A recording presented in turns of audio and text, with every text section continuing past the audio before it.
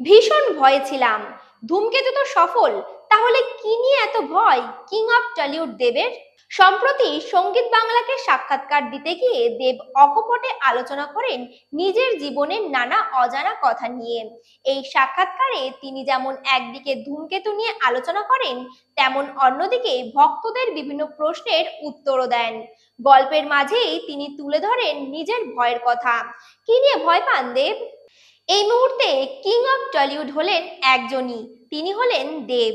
অভিনয় জগৎ থেকে রাজনীতির মঞ্চ সর্বত্র অবাধ যাতায়াত করেন তিনি। এত সাফল্য, এত জনপ্রিয়তা, তাও কি কিছু নিয়ে ভয় পান দেব? প্রশ্নের উত্তরে প্রথমেই দেব বলেন, আমার কাজ সিনেমায় অভিনয় করা বা সিনেমা বানানো। সিনেমা রিলিজ হয়ে গেল, ভালো হলে খুব ভালো।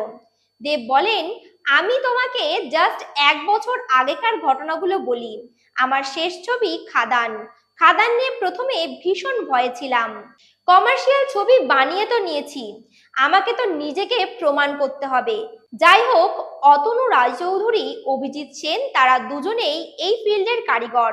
তারাও তো দেখার জন্য বসে রয়েছেন যে দেব কতটা পারে। দেখছিলেন Cineplus, presenting by KB production house. নমস্কার।